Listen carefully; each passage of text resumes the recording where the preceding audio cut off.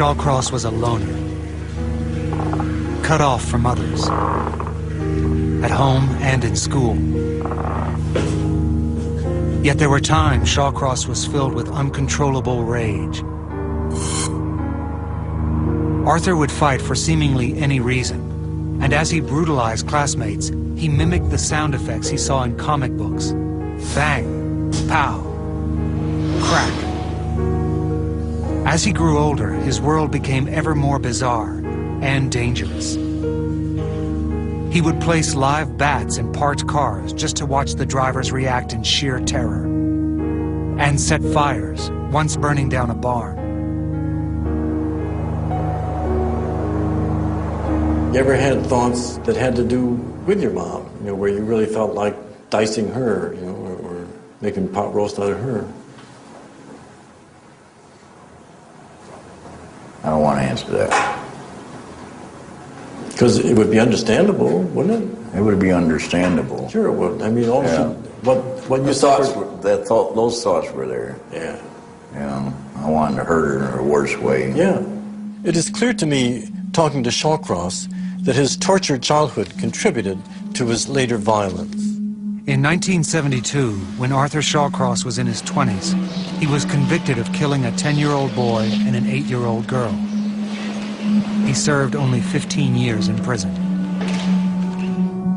Before the boy in 72, had you thought about wanting to do something like that? Or was that something that really wasn't in your mind at all and just, bingo, little boy comes in your path and suddenly the idea came into your head right at that moment, out of the blue? He kept following me. And I was going somewhere and I told him, leave me alone. Quit following me. He says, I go where, if I want to. I says, leave me alone. Go back to where you belong.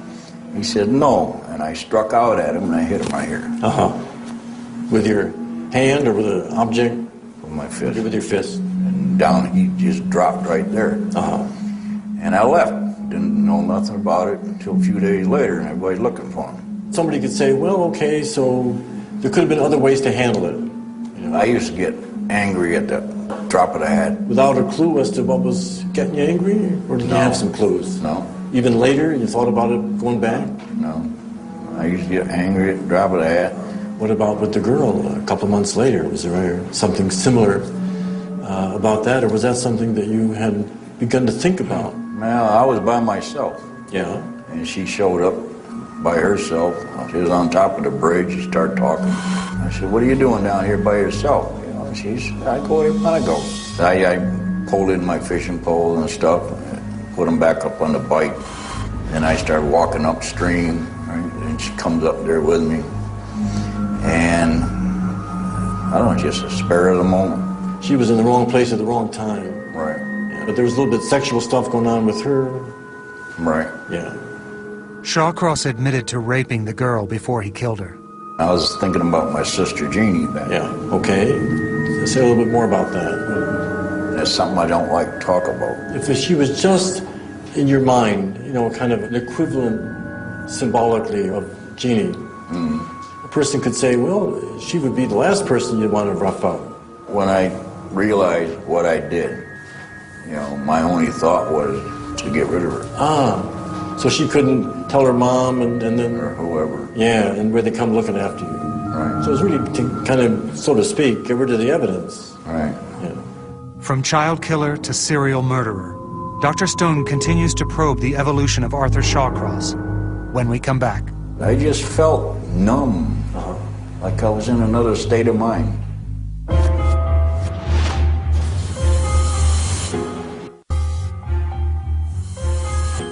Forensic psychiatrist Dr. Michael Stone is interviewing serial killer Arthur Shawcross. He hopes to unravel the mysteries of his evil mind. When Shawcross was in his 20s, he killed a 10-year-old boy and an 8-year-old girl. After serving 15 years for those crimes, he strangled 11 women in Rochester. You ended up in Rochester. And at that point, some things happened, and you began doing the prostitutes. And they were grown up. Yeah, I had. They're different from these, kids 8, 10, Shawcross told me he was angry with the prostitutes, and he killed them because he found one of them had HIV. I didn't know which one had HIV. I see. So I started knocking them down one at a time, all the ones that I'd been out with before. Yeah. Did you feel that you killed all the ones that could have been the HIV one, and then you're going to stop, and that was mission accomplished, so to speak? Or was there something in you to think, well, if I don't get caught, I'm going to do me a few more? No, it was only the ones I was looking for. Were there any of those women, before you got to the point where you killed them, that you cut them or what you might call torture type stuff beforehand? No, sir. Yeah.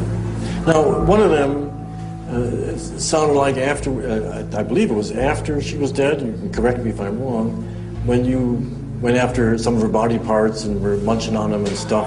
Was that just one of them? I did that I figured I was going to die anyway, so I said, I might as well eat that part of it, you know, and speed it up. Shawcross claims that eating the victims was a desperate suicide attempt. If he was going to die of HIV, then this would speed it up. But one thing doesn't make sense to me. Even though he explains his motives, he also claims he was not fully aware when he killed. My hearing was more acute. Your hearing? Right. Yeah?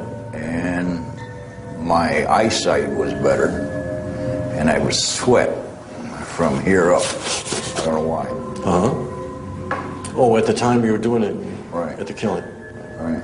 And it was like I was there, but I was over here too. Yeah. Like two different people. Observing what was happening. Right. Shawcross provided a revealing defense for killing the prostitutes. People of the state of New York against Arthur Shawcross. Before the murders, he claimed to see a bright light, slip into another personality, then black out.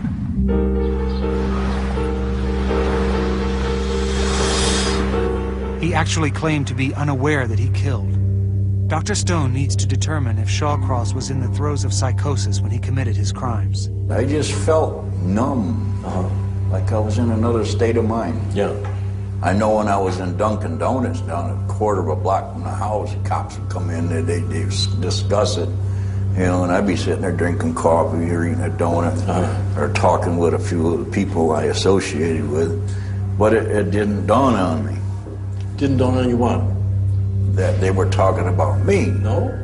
No, because I would tell Clara, be careful out there because somebody's killing everybody. You know, but it didn't dawn on me that I was doing it. Oh. Well, that would make it sound like you were in a state of being cut off emotionally, or we call it dissociation. Yeah. Like, you know, the part of you didn't know what the other part was doing. Or dissociate, how do you call it? Dissociate, yeah. But now you feel your brain is united again and you can remember that, well, yeah, you did do these things. Yeah, I can look back at it like a movie. Too bad they can't take some kind of a machine, put it on a person's head and go back. Arthur Shawcross claims he was in the throes of psychosis when he committed his crimes. But Dr. Stone, like the jury, is not convinced. Shawcross does not come across to me as lastingly psychotic. Dr. Stone also takes another factor into account before placing Shawcross on his scale of evil. Head injuries can affect judgment and can make a killer, in my opinion, less evil. If he had a head injury that affected the key areas that serve social decision-making, empathy, you got somebody who's going to be more impulsive and care less about the feelings of other people. The first time you had a head injury where you were out cold, how old do you think you were when that happened? First time I was 15. In high school, when I got struck here in with a discus. I know when I got struck, I pulled my hands down and blood all over my face, and I just went, boom, gone. I see him as somebody with very, very impaired impulse control, a tremendous amount of hatred that was going to make him seek vengeance against certain people. In his years of incarceration since 1990, has melted down, you know, from this bigger-than-life picture that scared all of Rochester, New York, and the United States into this overweight, naughty boy. Arthur Shawcross brutally strangled 11 women, then ate some of their remains. Unlike